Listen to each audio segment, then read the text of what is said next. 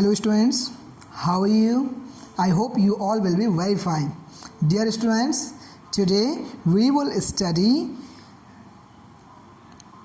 Term 1, Class 3rd, EVS second chapter. क्या हम आज क्या स्टडी करेंगे? Term 1, Class 3rd, Chapter number 2, EVS. Okay, so let's open your second chapter, EVS. So students, what is our topic of the second chapter? The topic of and title of the second chapter is globes and maps. हम क्या study करेंगे इस chapter में? Globes and maps. ठीक है, तो globes and maps के विषय में जानने से पहले और इस लेसन को कंप्लीट स्टडी करने से पहले हमें इस चैप्टर के कुछ इंपॉर्टेंट वर्ड मीनिंग जानना है. So let's know the some important word meanings. So just open the last page of this lesson. Okay, dear students, look at all these new words, okay, जो कि इस chapter में आएंगे. So what is the new words? The first one is moderate. What? Moderate. Moderate means average. Average को हम हिंदी में क्या बोलेंगे? मॉडरेट को हिंदी में क्या बोलेंगे? मध्यम स्तर का या फिर सामान्य स्तर का. ठीक है, जो सामान्य स्तर का हो इसे हम बोलते हैं एवरेज. ठीक. Next one, rotate. Rotate means spin. Spin means घूमना. स्पिन मीन्स घूमना. राइट. Next, locate. लोकेट इसे और इस लेसन में हम क्या समझेंगे? इस लोकेट का next meaning to identify.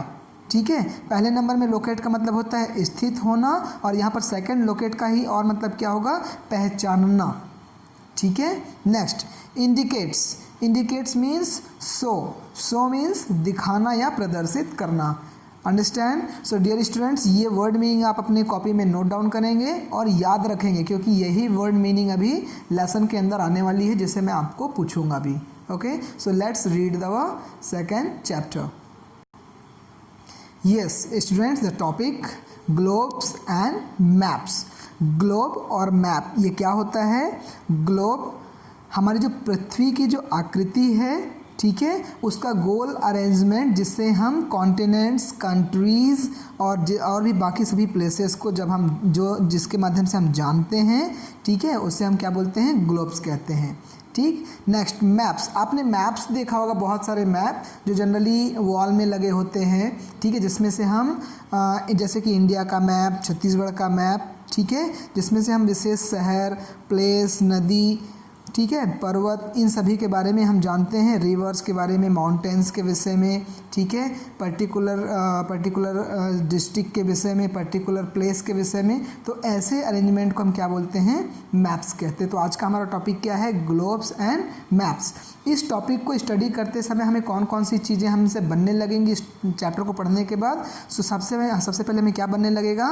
Globes and maps. क्या बनने लगेगा? Globe and map. सेकेंड, हम जान चुके होंगे या हम पढ़ चुके हैं, learn about compass and it's uses. Compass एक ऐसा युक्ति, एक ऐसा डिवाइस होता है जिसके माध्यम से हम डायरेक्शंस को चेक करते हैं. ओके, सो हम उसके यूजेस को भी हम सीख चुके होंगे.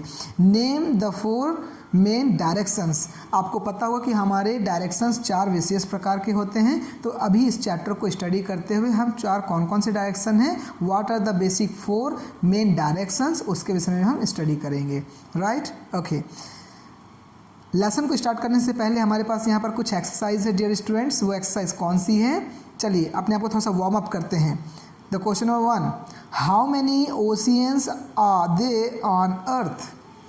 हाउ मैनी ओशियंस मतलब हाउ मैनी मीन्स कितने, ओशियंस मीन्स समुद्र. कितने समुद्र या कितने महासागर हैं? ठीक है, कहाँ? हमारे अर्थ में, हमारे पृथ्वी में. ये पृथ्वी दिख रही है आपको, इस पृथ्वी में ये ब्लूइश कलर का जो पार्ट दिख रहा है ये ओशियंस का है. तो ये ओशियंस अलग अलग भागों में बटे हुए हैं. तो कौन कौन से ओशियंस है, कितने प्रकार के ओशियंस हैं? तो इसका राइट आंसर है, आपको भी याद रखना है, देयर आर 5 ओशियंस. कितने ओशियंस हैं? 5 oceans on earth. Right. Next, name the ocean which gets its name from a country. Name the ocean, उस ओशियन का नाम बताओ, which gets its name, जिसका नाम एक कंट्री से बना हुआ है. ठीक है, जिसके कंट्री के नाम से जिस ओशियन का नाम आता है उस ओशियन का नाम बताओ. तो बहुत ही इजी और बहुत ही डायरेक्ट आंसर है इसका Indian ocean, right. Indian ocean, ocean का एक प्रकार है ये ओशियन, ठीक है। ओशियन का एक प्रकार है जिसे हम क्या बोलते हैं, इंडियन ओशियन। और ये नाम कहाँ से आया, इंडियन कहाँ से आया, इंडिया से। Okay, very good. सो ये था हमारा वार्म अप। अगेन कितने ओशियंस हैं हमारे अर्थ में, 5। ओके, वेल किसी एक ओशियन का नाम बताइए। बहुत ईजी, आपको याद भी हो चुका है, इंडियन ओशियन। ओके, नेक्स्ट चलिए अब रीड करते हैं अपनी बुक को। Put your finger properly, come on. The earth is the only planet in our solar system to have life on it. हमारे अर्थ में, ठीक है, हमारा अर्थ हमारे सोलार सिस्टम का एक ऐसा प्लैनेट है जहाँ पर लाइफ पाई जाती, जहाँ पर लोग मीन्स जहाँ पर जीवित लोग रहते हैं, ठीक है। This is because it is surrounded by a layer of air called the atmosphere. ऐसा क्यों होता है, क्योंकि जो हमारी पृथ्वी है, हमारी पृथ्वी एक ऐसा प्लैनेट है जहाँ पर जीवन पाया जाता है, ठीक है। और ऐसा क्यों पॉसिबल है, क्योंकि इसके चारों ओर एयर की लेयर्स हैं, ठीक है। हवा का एक लेयर है, हवाओं का, बहुत सारी हवाओं का, एयर्स का यहाँ पर लेयर है जिसे हम क्या बोलते हैं, एटमॉस्फियर। तो यही एटमॉस्फियर कारण बनता है कि यहाँ पर क्या पॉसिबल हो पाया है, लाइफ, ठीक है। अगर एटमॉस्फियर नहीं होता, इस पृथ्वी के चारों ओर जो एटमॉस्फियर अगर वो नहीं होता तो हम यहाँ पर शायद जीवित नहीं रह पाते, right. Okay, it has moderate temperature needed by all living things to live. यहाँ का जो टेम्परेचर है ना वो कैसा है, मॉडरेट। मॉडरेट मीन्स क्या बताया था, एवरेज। एवरेज मीन्स सामान्य। यहाँ का टेम्परेचर कैसा रहता है, सामान्य रहता है, ठीक है। इस एटमॉस्फियर की वजह से और हमारे अर्थ का जो एटमॉस्फियर है और वहाँ का जो टेम्परेचर है वो कैसा रहता है, मॉडरेट रहता है, ठीक है, जिसकी वजह से हम सभी जीवित रह पाते हैं। Our earth is quite big in size. हमारा जो अर्थ है वो साइज़ में थोड़ा सा बड़ा है, ठीक है। Okay, we can not see the whole earth at a time. हम पूरी पृथ्वी को एक बार में एक तरफ से नहीं देख सकते, ठीक है। Okay, we need a small model of the earth to study it. तो इस पूरे बड़ी सी पृथ्वी को हम सभी तरफ से देख सके, बहुत आसानी से देख सकें, इसके लिए हमें एक मॉडल की ज़रूरत होती है, ठीक है। इस पृथ्वी के जैसा एक मॉडल की ज़रूरत होती है जिसे हम क्या बोलते हैं, this model is known as globe. उसी मॉडल को, पृथ्वी के एक मॉडल को ही क्या बोलते हैं, ग्लोब बोलते हैं। The model of earth is known as globe. Understand again, the model of earth is known as globe. Understand. Okay, चलिए अब इसकी पिक्चर्स देखते हैं और इसके विषय में कुछ स्पेशल कैरेक्टरिस्टिक भी पढ़ते हैं। Look at here, this is the picture of globe. आपने देखा होगा, हमारी ऑफिस में भी है, ओके, ठीक है। तो इस मॉडल को हम क्या बोलते हैं, ग्लोब बोलते हैं, ठीक है। और इसका क्या फ़ायदा है, इसे हम रोटेट कर सकते हैं, इसे हम घुमा सकते हैं, ठीक है, ताकि जो इसके पीछे में है अभी उसे हम इधर पर घुमा के ला के देख सकें। तो ये वाला जो पोर्शन है घुमाएंगे तो पीछे चला जाएगा और पीछे वाला पोर्शन सामने आ जाएगा। तो हम एक ही जगह पर बैठकर इसे रोटेट करके घुमाकर हम बहुत सारे कंट्रीज़, कॉन्टिनेंट्स, ओशियंस सभी को देख सकते हैं, राइट। ओके, चलिए पढ़ते हैं ग्लोब के विषय में। Globe, a globe is a small model of the earth. Globe क्या है, अर्थ का एक small model. It is round like the earth. ये घूमता भी है, जैसे पृथ्वी घूमती है ना वैसा ये घूमता भी है। A globe is useful to study different places on the earth. Globe, ठीक है, बहुत यूज़फुल होता है अलग अलग प्लेस को स्टडी करने के लिए। देखिए जैसे कि आप इस पिक्चर्स में देख रहे हैं, यहाँ पर ये जो पॉइंट दिख रहा है येलो कलर का, दिस इज़ इंडिया, ठीक है, या इट इज़ इंडिया। ये यहाँ पर देखिए चाइना, ठीक है, ये रशियन कंट्री, और यहाँ पर देखिए यूरोपियन कंट्रीज़। तो ये अलग अलग स्पॉट दिख रहे हैं। ये कहाँ से हम जान पा रहे हैं, इस ग्लोब की मदद से। तो डिफरेंट प्लेसेस हम ग्लोब में जो अर्थ में अवेलेबल हैं उसे हम जान सकते हैं, राइट। उसके बारे में स्टडी कर सकते हैं। नेक्स्ट, हम और क्या क्या चीज़ स्टडी कर सकते हैं, ये इंपॉर्टेंट पॉइंट है आपके इस टॉपिक का। इंपॉर्टेंट पॉइंट क्या है, ग्लोब क्या करता है, इट शोज, यह दिखाता है। शोज मीन्स दिखाना, यह दिखाता है। अस मीन्स हमें, यह हमें दिखाता है। क्या दिखाता है, the position of land and water. कहाँ पर लैंड है और कहाँ पर वाटर है, ये कौन दिखा रहा है, ये ग्लोब, ठीक है। ये देखिए, ये लाइट ब्लू कलर का जो पोर्शन दिख रहा है, this is the water. And जो यहाँ पर आपको हल्का सा येलो कलर का जो पोर्शन दिख रहा है, ग्रीनिश पोर्शन दिख रहा है, this is the land. Okay, so ये क्या शो करता है, it shows the position of land and water. It shows the position of land and water. Understand? Next, it also helps us to locate different continents, oceans and countries of the world. ये साथ ही साथ हमें और किस किस चीज़ों को locate करने में हेल्प करता है? देखो, कॉन्टिनेंट बताता है, ठीक है, फिर ओशियन बताता है, फिर स्पेसिफिक कंट्रीज़ बताता है। तो इस विश्व में, हमारे पूरे वर्ल्ड में जितने भी कॉन्टिनेंट हैं, जितने भी कंट्रीज़ हैं, जितने ओशियंस हैं, इन सब की स्टडी एक ही बार में हम किससे कर सकते हैं? ग्लोब से कर सकते हैं। Understand? So both 2 points are the advantage of globe. Understand? Next, However, a small globe cannot show all the place on it. मगर अब एक बड़ा यहाँ पर एक छोटा सा पॉइंट भी आता है कि जो एक ग्लोब है, छोटे साइज़ का जो ग्लोब है, वो सभी प्लेसेस को एक साथ नहीं दिखा सकता। Right? It is difficult to carry a huge globe. और बड़े से ग्लोब को आप एक जगह से दूसरी जगह तक ले जा भी नहीं सकते। ये एक बड़ी डिफ़िकल्टीज पॉइंट है। Next, we can see only half of the earth at a time on a globe. तो ग्लोब, जैसे अभी इस पिक्चर में आप देख सकते हैं, अभी हम इसका कितना पोर्शन देख पा रहे हैं? केवल हाफ पोर्शन। कितना पोर्शन देख पा रहे हैं? Half portion. राइट? आधा पोर्शन ही हम देख पाते हैं, आधा पोर्शन हमारा नहीं दिखता। तो इसके लिए क्या करना होता है? We have to rotate the globe to see the other half. इसलिए हमें ग्लोब को क्या करना पड़ता है? रोटेट करना पड़ता है। What is the mean of rotate? Rotate means घुमाना। राइट? तो हमें ग्लोब को क्या करना पड़ता है? घुमाना पड़ता है अगला पोजीशन देखने के लिए। अंडरस्टैंड? सो डियर स्टूडेंट्स, ये जो कंटेंट्स है, जो पैराग्राफ है, इसको बार बार आपको पढ़ना है। मैंने पढ़ के सुना दिया, इसे मैंने बताया भी है, तो आप इसको ध्यान से स्टडी करेंगे। ओके, नेक्स्ट, अब आगे के पॉइंट में हम जानते हैं जो हमारा नेक्स्ट पॉइंट है, व्हाट इज़ मैप्स। मैप्स आप सभी ने देखा है, निश्चित रूप से आप सभी ने मैप्स देखा होगा। चलिए अब मैप्स के विषय में पढ़ते हैं। A map is also used to study about the places on the earth. जो अर्थ में जो प्लेसेस हैं उसको स्टडी करने के लिए मैप का इस्तेमाल किया जाता है। Map is used to study about the places on the earth. Right? Okay, it is a drawing of the earth. ये अर्थ का एक ड्राइंग होता है। क्या होता है? अर्थ का एक ड्राइंग होता है। जैसे हमारी पृथ्वी है ना, उसको एक ड्राइंग में अगर कन्वर्ट करें तो कैसा चार्ट पेपर में हम करते हैं, तो चार्ट पेपर में अगर हम पृथ्वी को ड्रॉ कर दें तो क्या हो जाएगा? ड्राइंग हो जाएगा। ठीक है, तो वही है, पृथ्वी की या तो ड्राइंग कहलाती है या फिर अ पार्ट ऑफ इट, या फिर अर्थ का जो छोटा सा पार्ट है उसे भी हम क्या बोलते हैं? मैप बोलते हैं। और सरफेस कैसा होता है? फ्लैट। फ्लैट मीन्स एकदम ऐसा चिकना या फिर एकदम स्ट्रेट पैटर्न का। ठीक है, फ्लैट सरफेस होता है। ठीक, मैप्स कैन बी स्मॉल और लार्ज। फैक्ट, मैप हमारा छोटा भी हो सकता है और बड़ा भी हो सकता है। A book of maps is known as an atlas. अब ध्यान रखिए, एक नया टर्म आया यहाँ पर, atlas. What is atlas? Atlas किसे कहेंगे? तो ध्यान रखना, यदि अगर मैं एक कॉपी लूँ और उसमें हर एक पेज में अलग अलग कंट्री के चित्र बना दूँ, अलग अलग कंट्री की पिक्चर बना दूँ, तो क्या हो गया वहाँ पर क्या हुआ? अ बुक ऑफ मैप्स। उसमें क्या हो गया? बहुत सारे मैप्स आ गए, उस नोटबुक में बहुत सारे मैप आ गए। तो उसी बहुत सारे मैप के बुक का, मैप्स के कलेक्शन का जो एक बुक होगा उसे हम क्या बोलेंगे? Atlas. So what is atlas? Atlas is a collection of maps. ठीक है, ओके।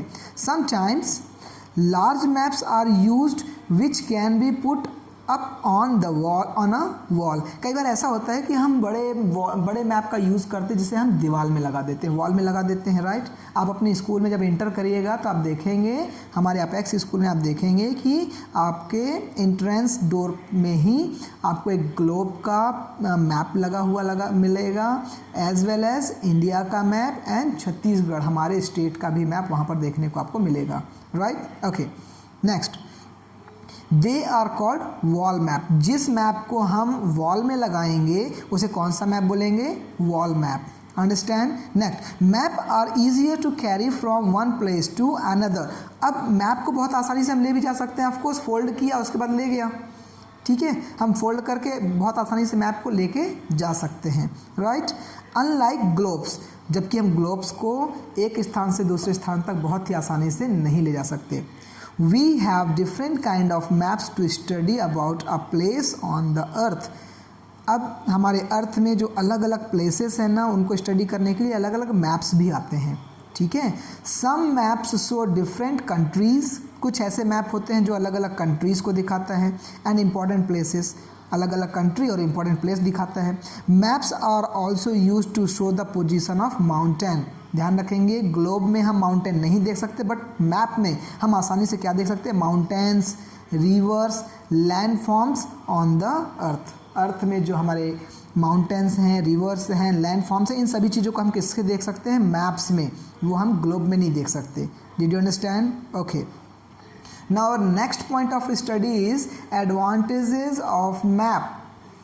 मैप्स के स्टडी करने का हमें क्या क्या एडवांटेज है, चलिए इसे जानते हैं। Maps are useful because they, maps हमारे लिए बहुत उपयोगी है क्योंकि वे tell the direction of a place, वो हमें एक प्लेस से दूसरे प्लेस का डायरेक्शन दिखाते हैं। मैप में पता चलता है डायरेक्शन हमको, right? Okay, next, help to locate a place, एक प्लेस को जानने के लिए, पहचानने के लिए, वो कहाँ स्थित है इस बात को पता लगाने के लिए कौन हेल्प करता है हमको, मैप हेल्प करता है, right? So interesting fact such as whether a place is near a sea, mountains or a river। और एक बहुत ही अच्छा इंपॉर्टेंट फैक्ट ये भी पता चलता है कि जो जिस जगह की बात हम कर रहे हैं वो समुद्र के, सी के, माउंटेन के या रिवर के किनारे तो नहीं है, right? Okay, next, give us detailed information about the place, और जो प्लेस है जिसको हम जानना चाह रहे हैं मैप की सहायता से, उसके विषय में कंप्लीट डिटेल इन्फॉर्मेशन भी हमें कौन देता है, मैप देता है। Did you understand? सो अभी 2 पॉइंट्स हमने ग्लोब के जाने और यहाँ पर we studied the 4 important advantage based points of the maps. तो आपने मैप और ग्लोब के विषय में स्टडी किया, इसे आपको फिर से एक बार रीड करना है बुक को, ओके, ताकि आपकी अंडरस्टैंडिंग और अच्छे से डेवलप हो सके। The next topic of this chapter study is direction on a map. ठीक है, अब आप देखिए यहाँ पर एक ये मैप दिख रहा है, किसका मैप है ये? इंडिया का, राइट? ओके, अब इंडिया के इस मैप में अब जैसा कि हमने अभी अपने सब ऑब्जेक्टिव्स में पढ़ा था, हम डायरेक्शन के विषय में भी, मैप में जो डायरेक्शंस होता है उसके विषय में भी हम जान चुके होंगे। ओके, सो चलिए स्टडी करते हैं direction on a map. There are 4 main directions. कितने डायरेक्शंस होते हैं? 4 मेन डायरेक्शंस। ओके, कौन कौन से? North, south, east and west. Come on look at here. अगर ये मैप है तो मैप में नॉर्थ कहाँ होगा? This is the up side is north, down side is north, down side is south, and this side, ये अगर हमारी सिटिंग पोजीशन के right side east and left side west. Did you understand? So 4 basic directions are. We locate places on a map using these directions. हम generally जो map होता है ना, उसमें इसी डायरेक्शन की मदद से कौन सा प्लेस कहाँ पर लोकेट है, कहाँ पर स्थित है, हम पता लगा पाते हैं। अगर ये डायरेक्शन नहीं होता तो हमको पता नहीं चलता कि कौन सी कंट्री किस डायरेक्शन में है, right? Okay, next,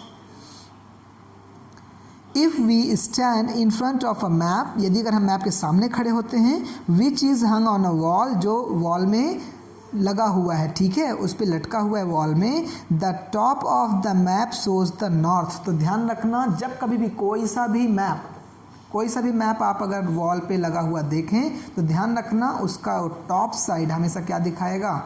north. Down side क्या दिखाएगा? South, right? और उसी मैप का राइट साइड क्या दिखाएगा? ईस्ट, और उसी मैप का लेफ्ट साइड क्या दिखाएगा? West. Did you understand? Okay, which is hung on the wall, the top of map shows the north, the bottom shows the south, the right side indicates the east। क्या indicate करता है, क्या दिखाता है? East, and left side shows the west। Understand? ठीक है, अब आप कोई भी मैप देखकर ये पता लगा लेंगे कि उसका डायरेक्शन कौन किस साइड है। अगर कोई मैप दीवार पे टंगा हुआ है तो उसका टॉप साइड कौन सा डायरेक्शन शो करेगा? नॉर्थ। डाउन साइड कौन सा शो करेगा? साउथ। राइट साइड कौन सा शो करेगा? ईस्ट, और लेफ्ट साइड कौन सा शो करेगा? वेस्ट। तो ये चारों डायरेक्शंस हमने मैप के माध्यम से स्टडी किया। Did you understand? Next and the last topic of this lesson is compass. ये देखिए, ये जो पिक्चर दिख रही है आपको, this is the picture of compass, ठीक है। कैंपस किसे कहते हैं? A compass is an instrument, ये एक इंस्ट्रूमेंट है to find direction on the surface of the earth. जब हम कहीं जाते हैं, जैसे हम फॉरेस्ट में गए या कई बार आपने ओशियन में शिप में कई लोगों को सफ़र करते हुए देखा होगा, ठीक है, तो वो अपने साथ क्या रखते हैं, ये कंपास रखते हैं ताकि उन्हें प्रॉपर डायरेक्शन पता चल सके। तो ये एक ऐसा इंस्ट्रूमेंट होता है जो डायरेक्शन, अर्थ के सरफेस में डायरेक्शन को बताता है। It is like a watch, ये घड़ी की तरह होता है, and has a magnetic needle. इसमें देखो ये जो निडल दिख रही है ना, ये रेड कलर की, ठीक है, ये सिल्वर कलर की, ये जो निडल मीन्स सुई, ये जो सुई है, जो निडल है, ये मैग्नेटिक होती है। कैसी होती है? मैग्नेटिक। इसमें हल्का सा चुंबक का प्रभाव होता है, ठीक है, okay. Which always points towards the north, जो हमेशा, ये जो रेड सिग्नल है ना, ये रेड वाला दिख रहा है आपको, ये हमेशा और हमेशा आप कहीं पर भी खड़े रहें, ये किस ओर घूम के दिखेगी आपको? नॉर्थ की ओर, राइट। जब आप इसे लेकर कहीं जाएंगे, आप कहीं घूम रहे हैं, आप कहीं भी खड़े रहें, जिस ओर रेड सिग्नल दिखेगा वही रेड सिग्नल आपका क्या कहलाएगा? नॉर्थ कहलाएगा। Did you understand? ओके। जब हम क्लास में आप आओगे ना, तो मैं आपको पर्टिकुलर इंडिविजुअल इससे दिखाऊंगा, ठीक है। उस समय हम अपनी इस कैंपस को यूज़ करके भी देखेंगे, ठीक। Okay, next. Once you know where north is, जब आपको एक बार पता चल जाता है कि नॉर्थ किधर है, you can find rest of the directions. बहुत सही, जब आपको एक बार पता चल जाएगा कि नॉर्थ इधर है, तो ठीक उसी के अपोजिट क्या होगा? वेस्ट, ठीक है। अब अपने राइट हैंड को नॉर्थ की ओर रख लीजिए, अपने हेड को नॉर्थ की ओर रख लीजिए, अपने हेड को नॉर्थ की ओर रख लीजिए, ठीक है। तो आपका राइट हैंड क्या दिखाने लगेगा? आपको ईस्ट दिखाने लगेगा। आपका लेफ्ट हैंड क्या दिखाने लगेगा? आपको वेस्ट दिखाने लगेगा। और आपका पैर का जो डायरेक्शन है वो किधर दिखाने लगेगा? साउथ की ओर दिखाने लगेगा। Did you understand? Okay, so इस तरीके से हम सभी डायरेक्शंस जान सकते हैं। It is an important tool for sailors, especially मैंने आपको भी थोड़ी देर पहले बताया, जो समुद्र में जो यात्रा करते हैं उन्हें हम क्या बोलते हैं? सैलर्स। समुद्री यात्रा करने वाले लोगों को क्या बोलते हैं? सैलर्स। तो सैलर्स के लिए ये बहुत ही इम्पॉर्टेंट डिवाइस होती है, बहुत ही इम्पॉर्टेंट टूल और इंस्ट्रूमेंट होता है। समझ में आया स्टूडेंट्स? तो ये अभी कंप्लीट इन्फॉर्मेशन हुआ हमारे इस चैप्टर का, और इसे आपको फिर से 2 टाइम 3 टाइम रीड करना है। रीड करने के बाद जैसा मैंने समझाया ऐसा ही आपको अपने पेरेंट्स को समझाना है। अपने छोटे भाई या बहन को आप समझा सकते हैं, बड़े भैया दीदी को समझा सकते हैं, राइट। और इसको याद रखना है, क्योंकि इसके बाद हम अगले वीडियो में इसका एक्सरसाइज सॉल्व करेंगे। Okay dear students, so now take care and stay safe. Thank you.